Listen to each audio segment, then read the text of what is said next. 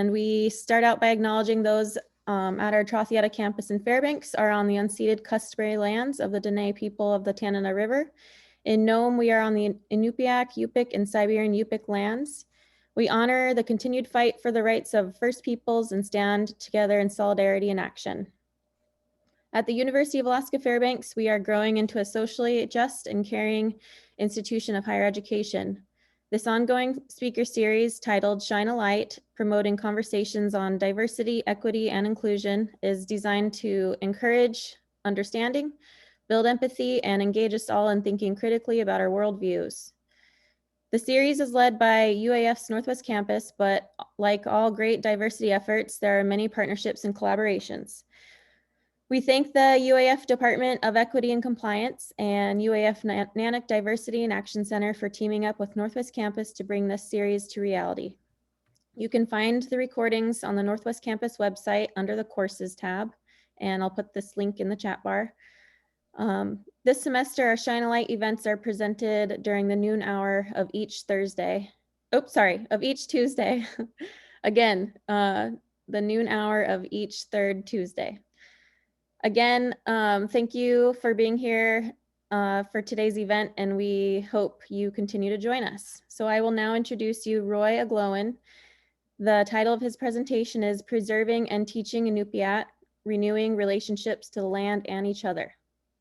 Roy shares his journey in preservation and teaching of the Inupiat language, including language history, effects of colonialism, and ongoing efforts in language revitalization. Please use the Q&A option at the bottom of your screen and to ask any questions that Roy may be able to address at the end of his presentation. You're more than welcome to use the chat feature, but if you can address the questions on the Q&A tab, that'd be great. Thank you, and at this time, I will turn it over to Roy. Hi, Kuyana Ulami, Kuyana Mariah, and hello everybody. So nice to see you folks. I'm also joined today by Josie Verdon, who's going to help with a part of our presentation today. And I'm really, really glad that I can be with you folks today. I'm going to try to share my screen. And now I cannot see the share screen button. Let's see, where is it? Should be a green share screen button at the bottom. Oh, I see it. Okay, thank you. I'm going to share my screen so I can go over my presentation. So I'll do a few-minute presentation, and then we can do a Q&A toward the end.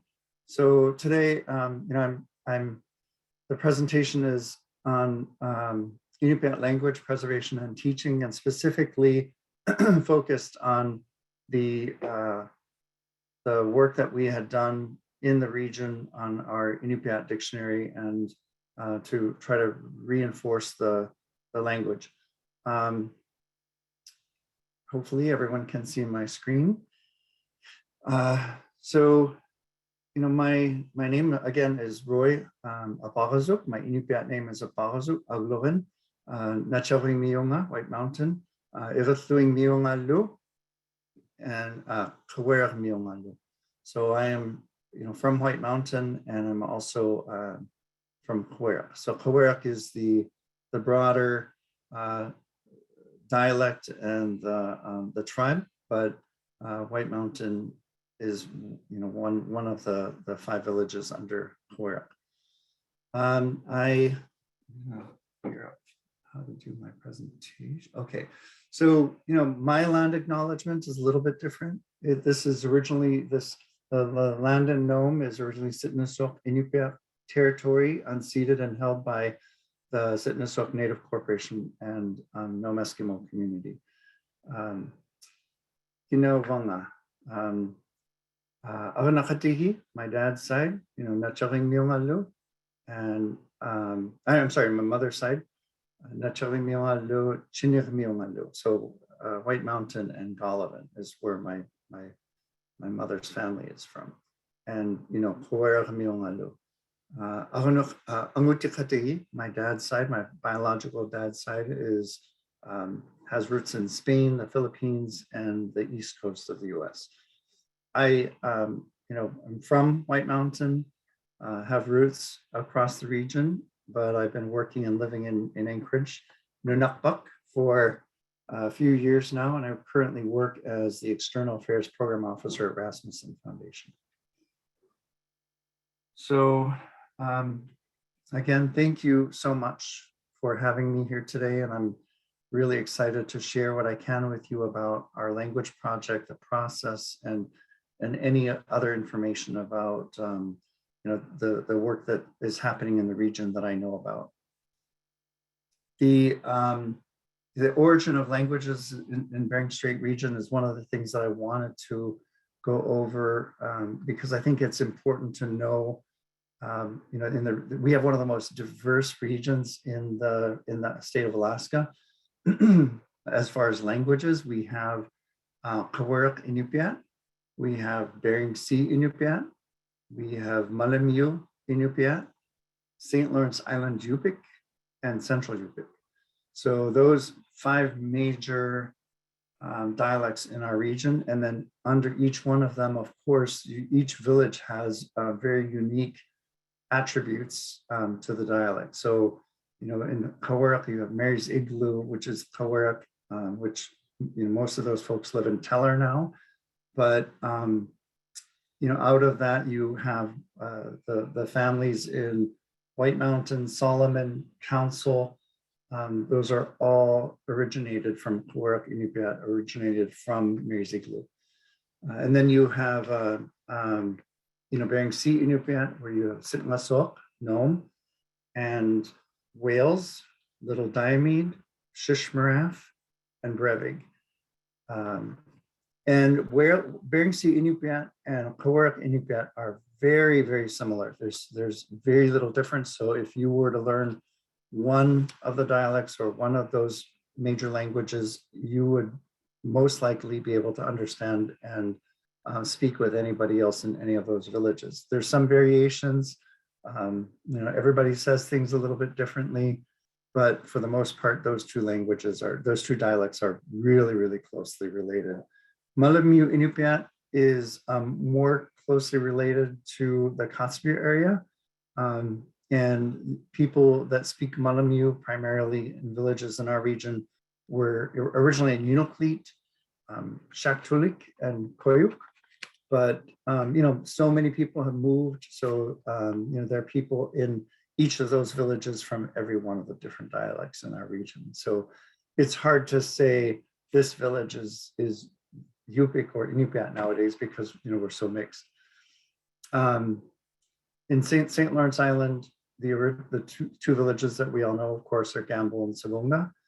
And then Central Yupik, or St. Stebbins and St. Michael, they have a really strong language history, and people are very fluent in those two villages. Golovin and Ilam it is a dialect of Central Yupik, which is called Unalik, and it has a lot of variation from Central Yupik, but it's pretty intelligible to Central Yupik. So that's our region. It's incredibly diverse. So you can imagine trying to do a language program or get funding for a language program. It can be really, really difficult to support. When we started looking at the language program for White Mountain for Kawurruk dialect, it was pretty limited to like Teller, White Mountain, Solomon, Council, and then like Golovin, people in Golovin who are also teaching Fish River dialect. So we had a pretty small group of people that Kawurruk dialect really kind of belongs to. So, when we started seeking funding and pulling elders together, that was the group of elders that we reached out to, and language experts that we reached out to.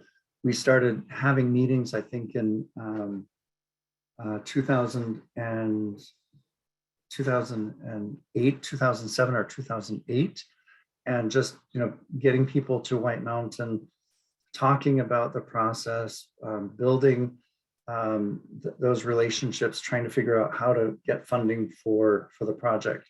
And it was really, really difficult to think about funding because ANA has grants for, you know, a lot of the language programs, but it's challenging to write those grants. You have to have a certain, there's set requirements and prerequisites for getting that funding. And then once you get the funding, it's years of follow through for language development, for curriculum development, and for every $10,000 that you get from ANA, there's a ton of work and reporting.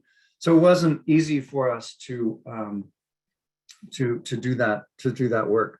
And we ended up getting most of our money from the tribes. Like each tribe donated a certain amount of money, like $1,000 or $2,000, and then the Native Village of White Mountain Native Corporation, and Kawarak and Bering Straits donated a little bit more for the project. We went through, it was a kind of a crazy timeline that I went through in starting the project. In 94, 95, 96, I felt like, you know, I'd gone through Inupiat classes with Edna Alayak-McLean at University of Alaska Fairbanks. I loved it. It was really, really good. I felt like I wanted to create a list of words that were specific to, you know, our region, because I felt like there was enough difference that that I couldn't really use the North Slope dictionary in our region. Whenever I would, you know, speak to my dad, like I would say, you know, can you see that? Can you see? You know, he would just be like, I know what you're saying, but we don't talk like that. So it was, you know, a funny process to start. It was pretty selfish. I was just trying to create something that I could reference for myself when working with my dad or talking to my dad. So in 95 and 96, I started recording my dad, Stephen Oglo, and Agnes Gumahak, who, you know, she was another elder and had taught Inupiat language classes in White Mountain for decades. And without any material. I mean, she was just teaching, you know, from memory and having classes with youth and being in the school and really trying to build as much knowledge as she could about the language. And in 96, I went to White Mountain for the summer and just stayed there the whole summer.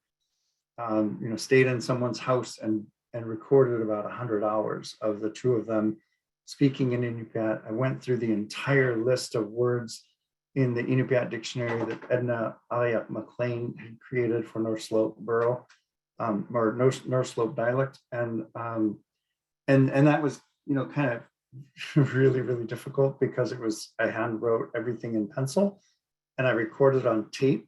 So then we took those recordings and started trying to write it up. And I think I attempted to type up the dictionary using an Inupiat font like 6 different times. One time I lost everything on my computer. Another time I typed everything up and somehow the data shifted. And so all the meanings for the word shifted one up, and it was just a nightmare. It was like this 2 summers of trying to type this thing up that were just really, really difficult. And thankfully, Luann Harrelson volunteered to help me, and she spent like the whole summer of 90, or maybe it was 2010, at camp while everybody's down there fishing and cutting fish. She stayed up on the riverbank with a laptop, typing from my notes from the tape. She typed the entire dictionary, which is unbelievable and amazing. And she would send me, you know, after she got through a certain alphabet, she would send me that list, and I would go through it, make any corrections or adjustments based on my notes. But it was such an incredibly long and kind of a painful process. It was also a great process because it really taught you a lot about the language. I mean, that's, you know, really one way to learn a lot about the language.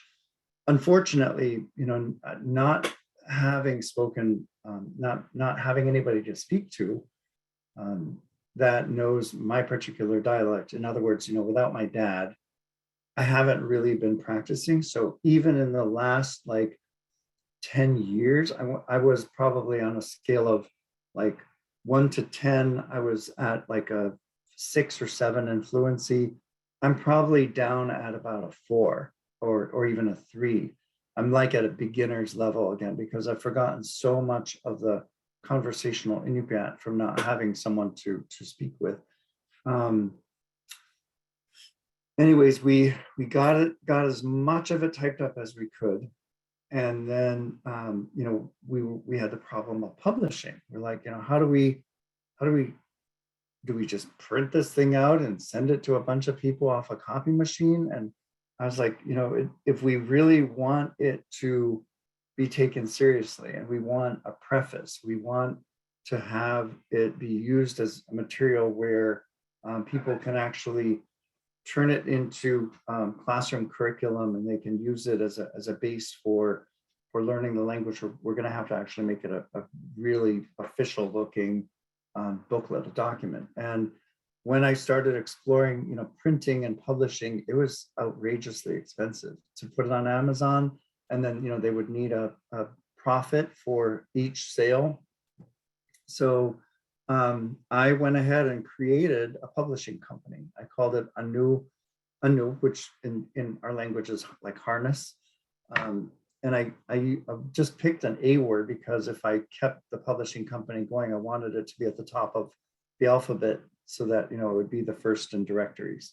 So I created a new publishing company in 2012 and we started, and I had to get ISBN numbers. So I bought like 10 ISBN numbers for the dictionary and really tried to make it official so that it's an actual publication that would get logged in the National Archives.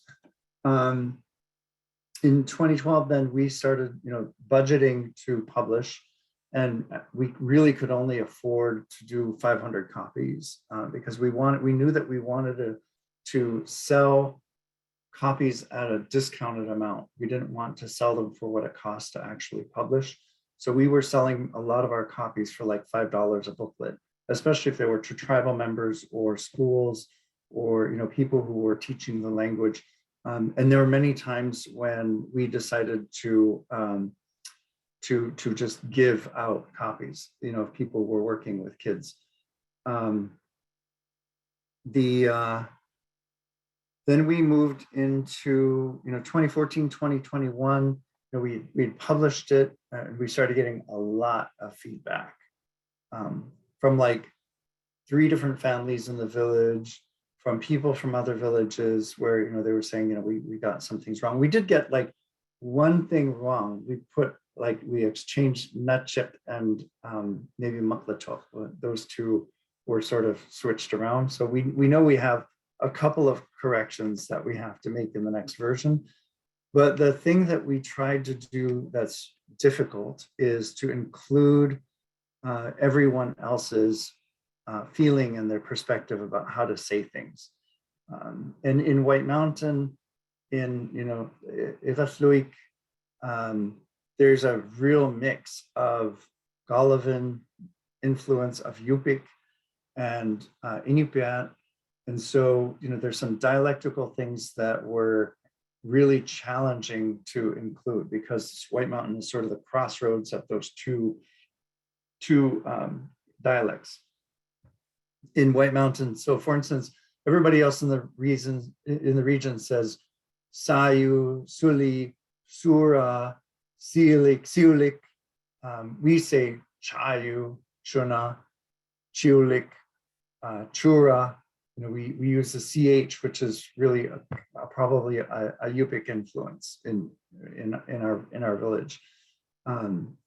So that's a little bit different for that particular dialect. So right now we're at that point where we're really hoping in 2022 we can publish this new version. The new version will have an Inupiat to English as well as the English to Inupiat side.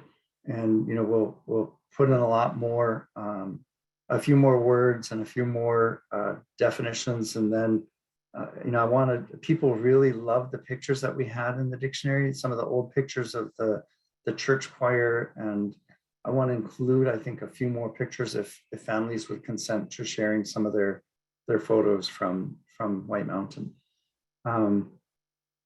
So that's sort of the timeline that we went through in the entire project. I have to say, I mean, the work was really, really hard. Like when we were working with Agnes, and I said, how do you say the word for murder? To murder. And she like clammed up and she said, we don't talk like that. We don't talk about that. And she was like, no, we don't say that. So there were some words that I had a really hard time getting. If she felt like they were bad words or were about bad behavior, she really was hesitant. And so was my dad to talk about some of those things. Or behaviors or things that were unusual, that people were uncomfortable with, that it was really hard sometimes to get all the different ideas for, or the different words and the definitions for some of those other things. But, thank God that they were so willing to talk to us. A lot of the elders at that time were really, really uncomfortable to share information because they said, they had experiences where people came in the village and took their stories and then published them.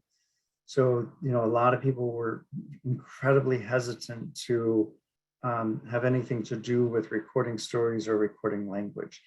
We, with my dad, with Stephen and Agnes, we had to tell them that, this was going to be, it was going to be a dictionary that would be published and it would be copyrighted and it would be specifically used to help people in our region learn the language, and that made them happy enough. And once they started sharing, I mean, I had a hard time leaving their houses that summer when I was sitting there and just, we'd go for 4 hours and I'd be like, aren't you tired? I'm kind of hungry and tired. And they were like, no, I have, let's keep going. So they were so excited to share, things about the culture and the language.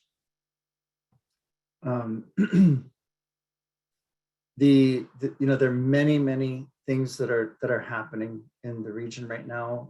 My friend Josie, who's on board, my cousin Josie, who's on right now, she's doing some amazing work, teaching language classes.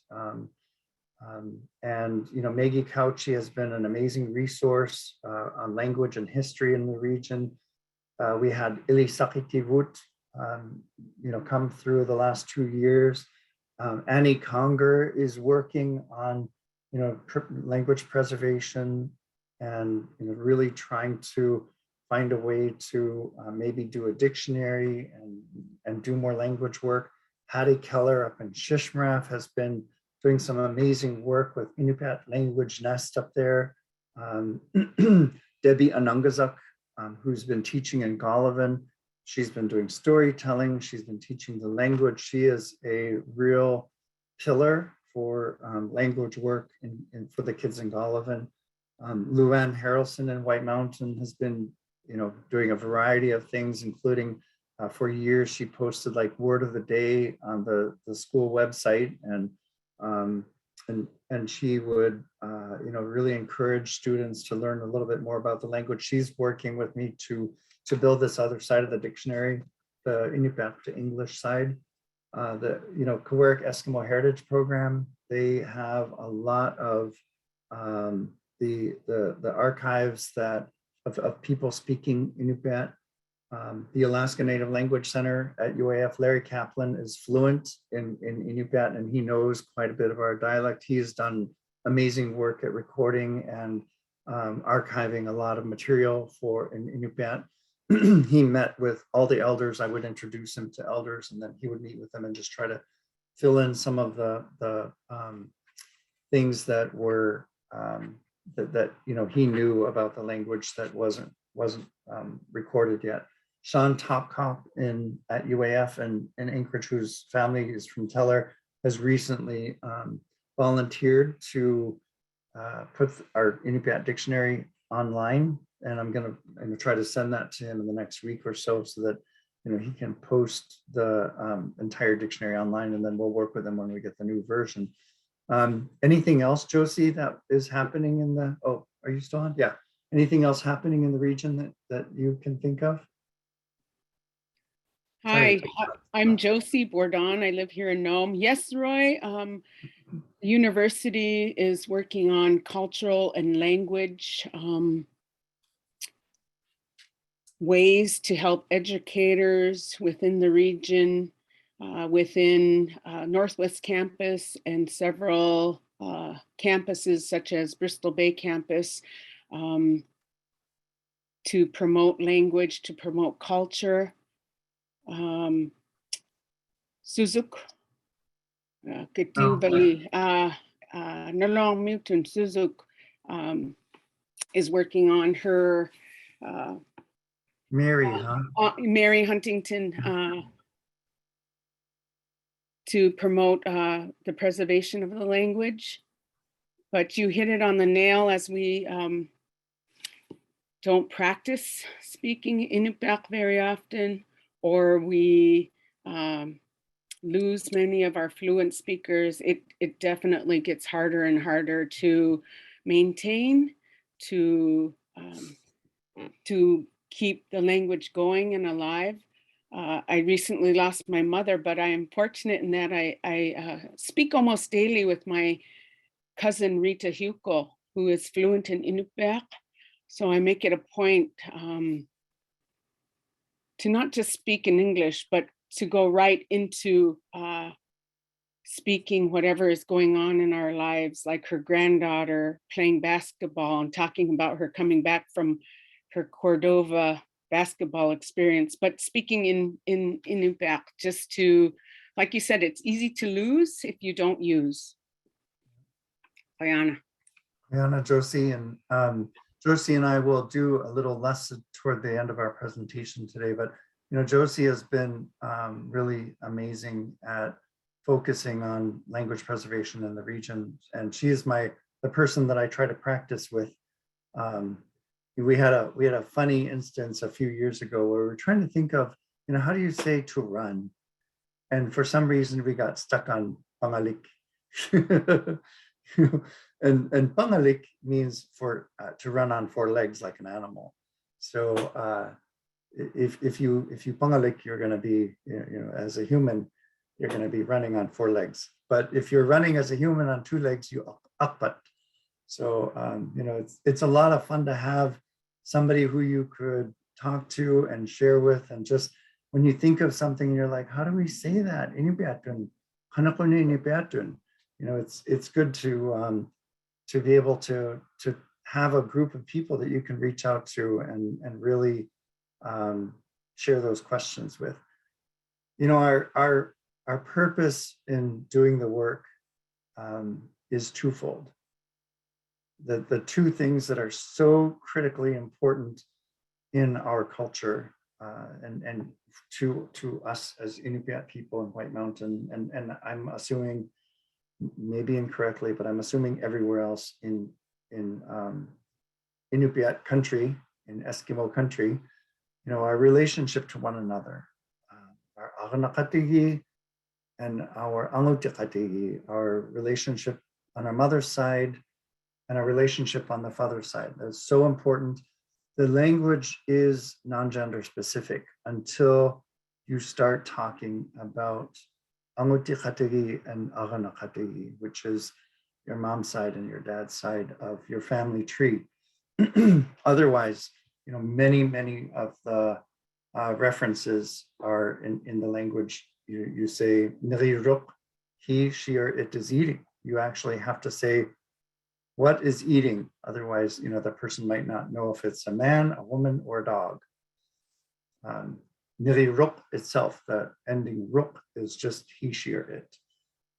So when we started really focusing on this, we did really informal surveys of students, and 100% of those informal questions to students, they said they wanted to learn the language. That was really important for their well-being. It, the language provides context for Inupiat wisdom, for humor, and application of real-world life-saving skills.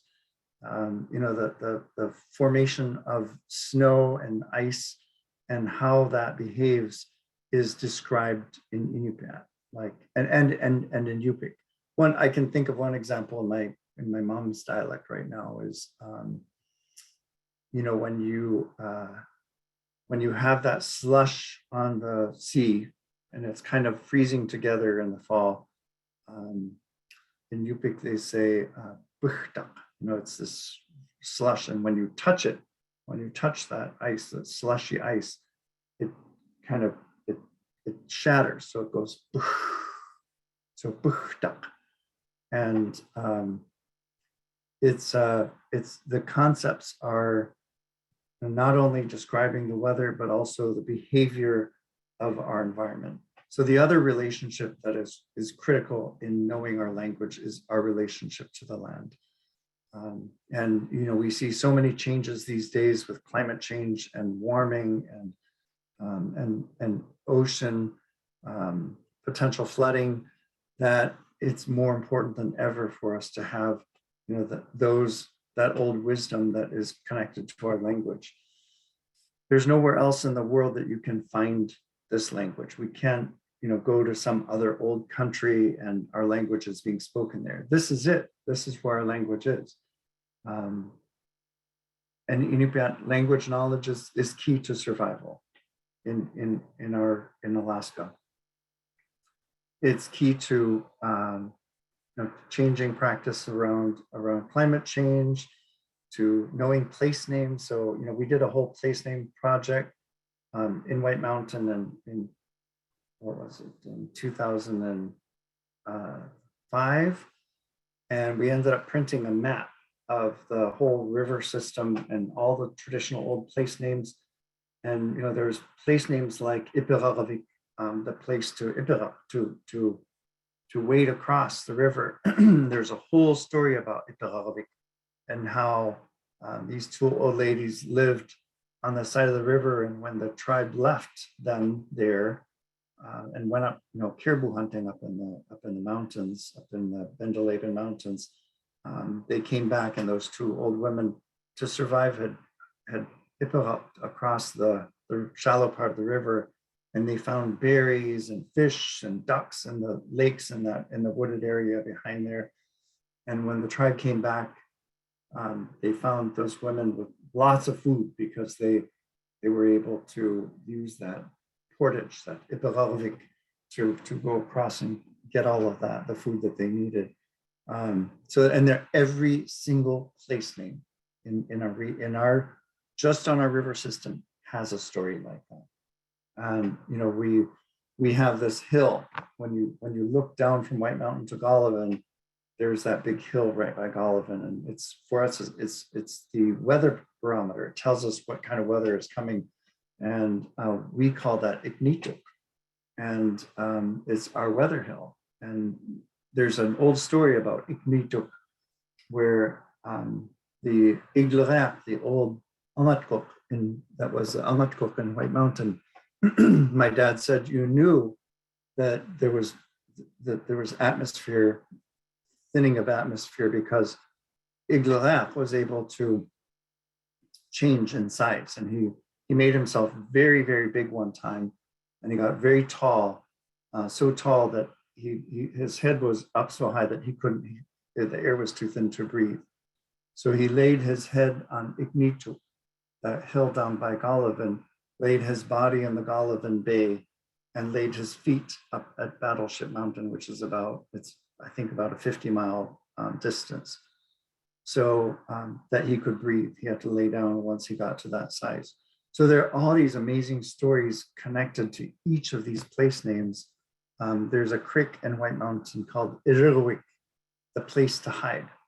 And when this great war was happening in the river between two neighboring tribes. The women and children went to this little creek in the middle of White Mountain, and they hid in Iroquois until the fighting was over, or mostly over. But during the end of the fighting, they went down to the beach and they cut all the lashings on the kayaks for the opposing tribe. So when those people went back out into the river, they sank into the river. And that was a big help in winning that war. So there are many, many stories connected to our place names. And our relationship to this land is based on those place names. When we first started doing the work, the place name for that weather hill, that Ignito, was on the map, and it was from the snow machine racers in Nome that called it Butt Hill. Well, we don't have no Butt Hill. I mean, that's just crazy. So when I started seeing that, I was like, we have to record our traditional place names so they're not like Suicide Hill, Butt Hill. Those really were, that's just kind of a real bad thing to allow those kind of definitions that displace our old traditional place names. So that's one of the reasons that we really fought hard to spend a whole summer recording place names. And the Inupiat language is really key to understanding how you're related to one another, and also key to understanding our seasons, our practices, the things that we don't do. I'm going to move to the next slide. So, when we started working on the program, we wanted to solve the problem of language loss. And the history of language loss is long in our region. It's a result of colonialization and racism that was just intense. I mean, when my mother and father first started going to Nome and they wanted to go to the bank, they could not get a bank account at Miners and Merchants Bank because they were native. They couldn't go in a restaurant. The restaurants had no natives or dogs allowed signs on the fronts of the restaurant. And my mom worked in a restaurant, but she couldn't eat in the owned restaurant she worked in. We have such an incredible diversity of languages in our region. Massive loss of speakers and elders. I think right now there are only 3 speakers, including my very poor speaking ability for my specific dialect. There's a lot of confusion in our people, our youth, about who we are, what we do, what our history is.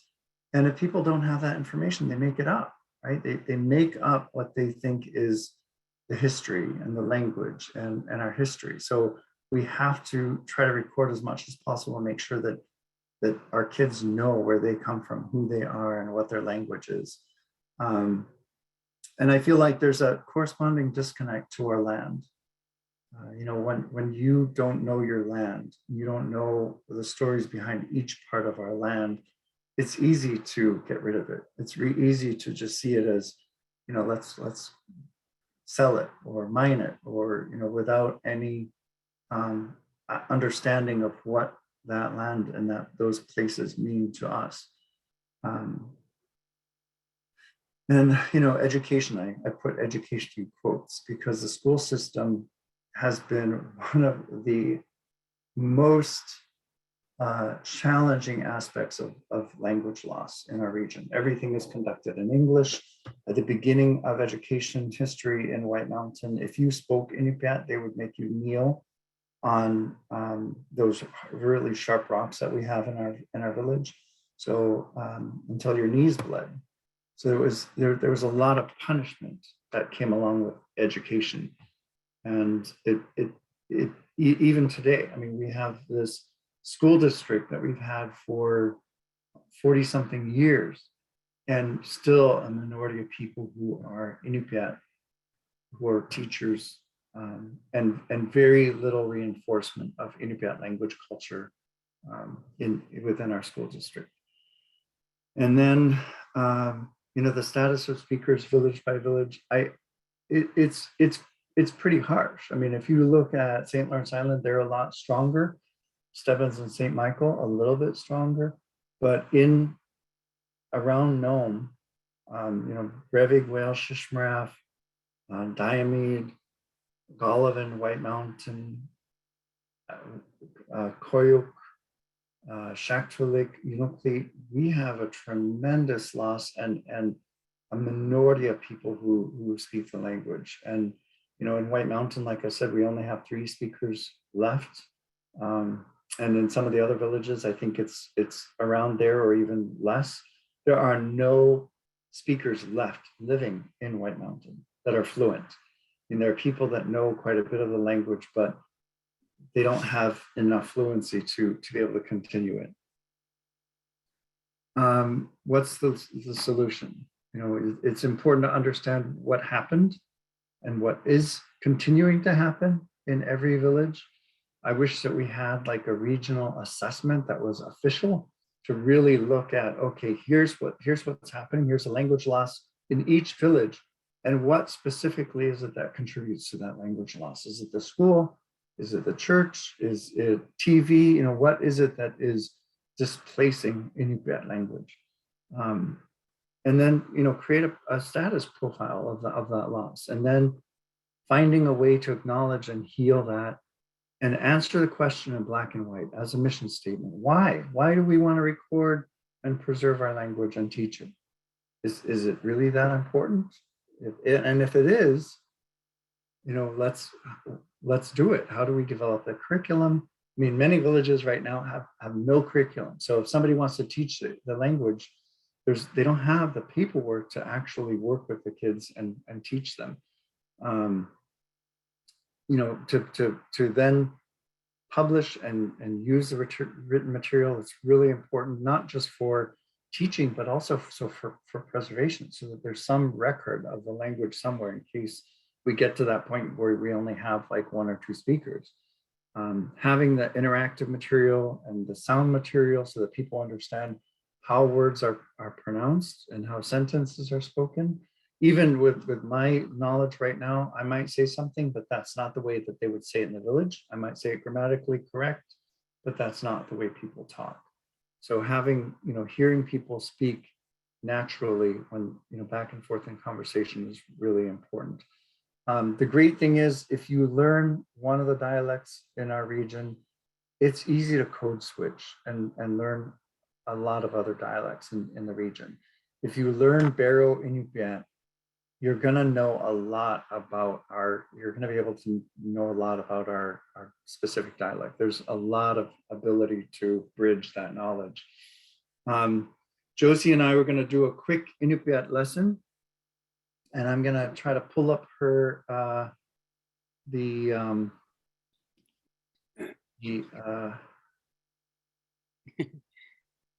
you want to do the alphabet or the basic? Inupiat na Aglit. Okay. And as Roy said, there is just a multitude of beautiful dialects represented throughout the vastness of our state. If you know one, you can listen to the jerrycans who sing Inuktitutun and understand what they are singing. So yes, okay, Joseph, one embraces them all. Here's the Inupiat. Uanga kanak datu nga kingik mutun akama kingik mu atata ga sitnasong mu avaga Mary's igloo mu. So this is what I was teaching in Belts at Nome Elementary School. This is a very basic introduction to many of you. I totally want to say what Roy said. Yes, we have such few fluent speakers. Tohorot, they're passing on. So it's up to us. I'm glad there's so many people on the chat who are, no matter where they are, Inurut, where they live, that are interested in to Inupiaq, to speak in Inupiaq. So let's get started. no matter where you are from, there's going to be variations. There's going to be more letters. There's going to be an elimination of letters just based on where you live. So let's get started with what I know. I'm not going to go A, B, G, dotted G, unless we get to like dotted G, then you can anchor to that letter and focus on that letter. You could say them in your head. I think most of you are muted, or say them out loud and we won't hear you, but you'll hear this, the letter sound association. So let's start with A. Inupiat aglet. Ah, ah, B. Ba. ba, Ba. ba, Ga. ga, Ga. That's just like regular go, goat, ga. Then you have the guttural G, and it's very deep and hard. Ra, ra, ra. Ha. ra. Yeah, ra. I'm just demonstrating. Ha. I. Ka. La. Then you have the L, I call it with the squiggle. I haven't learned the fancy terminology for it, but it is a shla, shla, shla.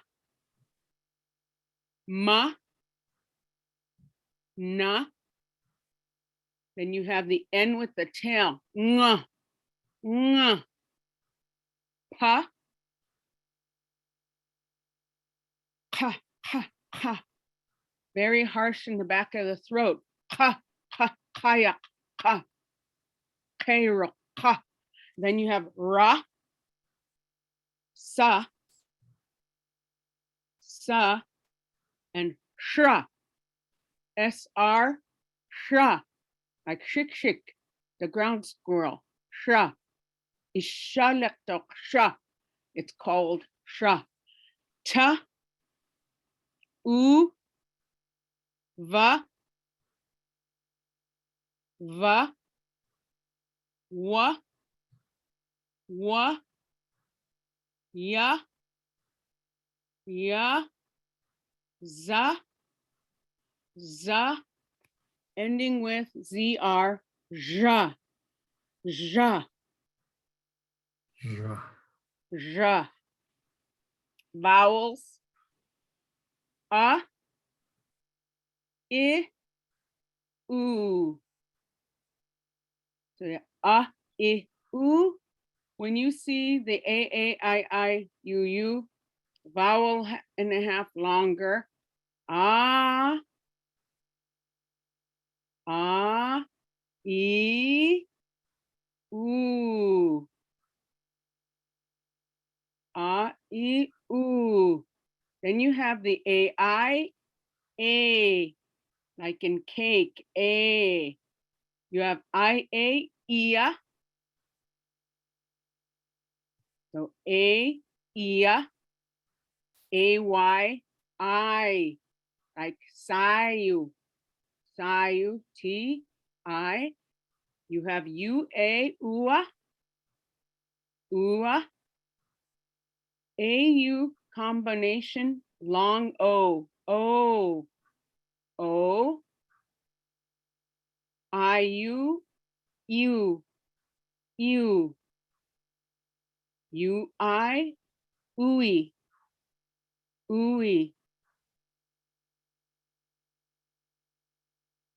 So the ones you want to focus are the dotted G, ha, ha, the L with the squiggle, shla, shla. The Q and the K can also be very difficult for people to differentiate. Ka, K, ka, and Q, ka, ka, ka. And the variants of the SR, shra, and the ZR, ja. Okay. Simelu, change out. Aslamun kalikak, to a different piece of paper. Simelu, change it out. Basic Inupiaq words and sentence structure. I think I wanted to start with something we always hear, which is thank you, Kuyana. Kuyana. When I'm teaching high school, I tell the students it's very syllabic. It's syllables. Kuyana. Ublumini ishalera. It's really cold today. So sha le ra. You hear the dotted G. Ra. Ishalera. Ishalera. Ishalektok.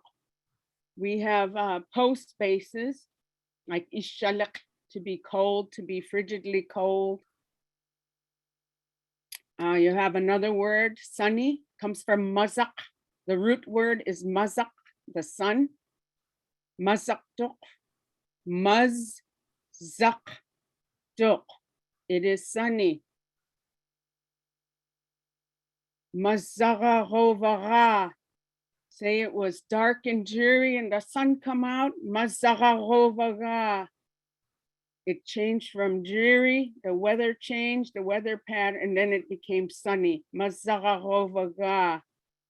So you start with a root word and then you add many segments to create sentences and your train of thought.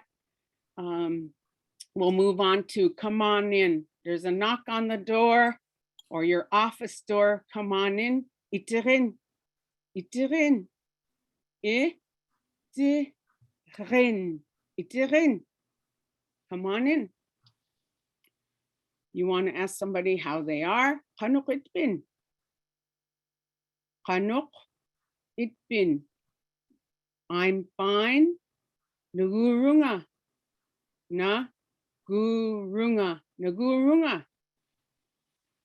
I'm not well, I'm not fine, because sometimes we aren't, you know, we may be sick or we may just be down and out and blue. Nagungilanga. Na gungilanga. Nagungilanga. Which leads people to talk and they go, Swami, why? Why are you not well? Sikherunga. I'm feeling sick. Whatever the reason, I'm hungry, I'm just needing food. And finally, I'll see you again. We always say we don't have a goodbye or in our language, but we hope to see each other again. So it's Kinnik Klioripkin Ilatni. Comes from see Kinnik, Kinnik, Klio, will, Gipkin, see you, Ilatni, another time or again. I'll see you again. So those are very, very basic in a nutshell. Some of you who want to learn some basic phrases or see what, hear what the Inupiaq alphabet is, hear what the phonemes are, see how it's formed. We did it real quick in a nutshell. Brianna, Josie, yeah. Thank you, So Josie. I realize that we're getting close to the end, and I just wanted to open it up for Q&A. And I think there might be a couple in the chat. Thank you, Josie. Roy, I have some questions that I pulled from the Q&A if I can run those through you real quick. Yeah. All right. So comment said, this map is amazing. Will the PowerPoint be made available to attendees? I would like a copy of the map for my personal reference. Yeah, I can make it. Maybe I can send it to you folks, Mariah. Yes, that sounds good. Okay. And we can share it out once the recording's available. Yeah. Okay. Another question said, is your name Aparazuk the same as one of the two young men that showed the three Swedes where the gold was? Probably there was the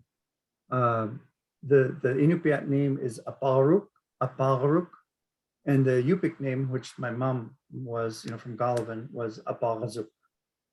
So I probably haven't spelled it completely correctly, but so the Apadruk is the anglicized family name, but Aparuk is the Inupiat name. Thank you. Comment from Anna Aschenfelter. Roy, with more language apps coming out, have you considered doing a white dialect app? I'd love to help. Oh, yay. I'll get in touch with you, Anna. That would be awesome. Another comment. Thank you, Josie, for your comment in the chat about supporting and encouraging anyone who wants to learn Inupiaq to learn, and that the time is now. In addition to that, a comment came in. If you could get your inspiring messages out to the young people about learning our languages and the immense effects on identity, pride, and self-determination, that would help so much. Do you speak at schools?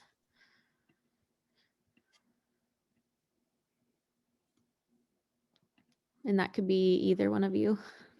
I know that Josie she's been teaching a class, I think at Northwest Campus, right, Jose? I do little mini workshops or 7-week length seminars or workshops, varying times of the day, Unomi at night or Pitakutami at lunchtime. When I work with Laura Collins to determine when little mini workshops are going to go. Taught with Annie Conger for classroom teachers so that they can implement more Inupiaq language within their school classroom. I just finished up last semester, so the start of school year up to Christmas break at Nome Belts High School. I tell those students they went from knowing nothing to being able to read. We know some of our Inupiaq language could have just immense long sentence structure within a whole long word. And I tell them they're so smart. So I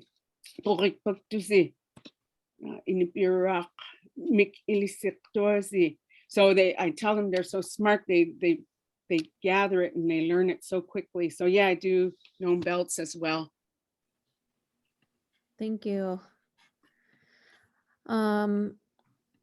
Another question. Do you have suggestions for language resources for the Shaktoolik area? Would your dictionary cover that region, or do you know of resources for that region? Yeah, there are a lot of resources. Diane Okalisic, who works at Eskimo Heritage Program, would probably be the best resource. She's from that region and understands and speaks and has been teaching Malamu. And then the Kotzebue school system also has, I think, a lot of resources available. All right. Thanks for your many years of service, Roy. This comment's from Jack Omelek. Is it realistic to think that our regional for-profits, nonprofits, and federally recognized tribes prioritize cultural resource projects and perhaps even consider internal CR programs? Gosh, it's really that's a good question. It's really difficult because then you move into a different arena with the corporations, which are really totally for profit, and yet they have Inupiat language as a value. I don't think it's unheard of. I think it would just take some work to really convince people that this should be a priority. Okay. Oh, I see the question on spelling. Yes, thank you. So I've become pretty good at spelling, and I took my lessons from Edna Aria McLean, and I get all kinds of different feedback on different spelling, and in the dictionary I've tried to include different people's how they spell. but I also, I try to include what I think, how I think it should be spelled. And then I include, because I don't want to discount anybody. I want everyone to feel like the way that they spell and the way that they speak, because language changes, right? So I've tried to include all those variations, but sometimes I'm just like, no, that's wrong. Kayak is not Kayyak, or Kuyana is not Kayana, spelled Kayana. So there are times when I just say, nope, that's not. Kuyana is spelled with a Q, it's not Kiana. So there's no standard. It's really hard to standardize that even within my own village. Everybody has their own way of spelling and speaking. And I'm just trying to be a resource so that if people want to follow the Inupiat lexicon, the unified lexicon that's been taught out of UAF, that's what I follow. And that's what I try to teach. Larry Kaplan has been so helpful. There was another question. I think I deleted it somehow. And I don't know that I answered it, but let me see if I can see it. There was two spellings for Kaweruk and Kaweruk. I spell it,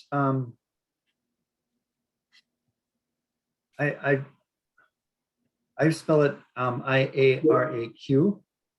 And but I've seen it spelled both ways too, and I don't know that it really matters that much, except that, you know, for people from Kaweruk, from Teller. So and then Malami, we answered that. And let's see, I think we got everything, right? I think so too. And Okay. Josie, you have your hand raised. Did you want to? Yeah, I wanted to also say, in our technologically advanced society, especially with the pandemic going on now 3 years, there have been groups and people who are initiating, like from my mother's home village of Wales. There's a group of us who gather Saturday mornings at 10 o'clock, Kinikmut Zoom, just to speak Inupiaq and to keep it thriving, to build interest and to preserve written as well as oral language of the Wales people, Kinikmut. So yeah, find the core group. There is different ways. I think that's one very good way of trying to keep it going. That would be my suggestion to everybody and throughout the state of Alaska. If it's the Shaktoolik group, or if it's the Gingikmut group, or you want to join this group, find them, do that as well. I know we're kind of at the end of the time, so from me and Josie, Huyanakbak, thank you everybody for letting us take your time today. Thank you so much for participating, and we have a lot of comments thanking you for your time as well. So we really appreciate it. And keep it up, Roy. You were recognized to keep our language growing and your efforts with the Kaweruk White Mountain area dialect. Keep your work. Keep doing it. And we're a good team. Yeah, and everybody else, keep it up. Yes, everybody. Yeah. Brianna, everybody. Yeah, Brianna. Have a great evening. Yeah. Bye.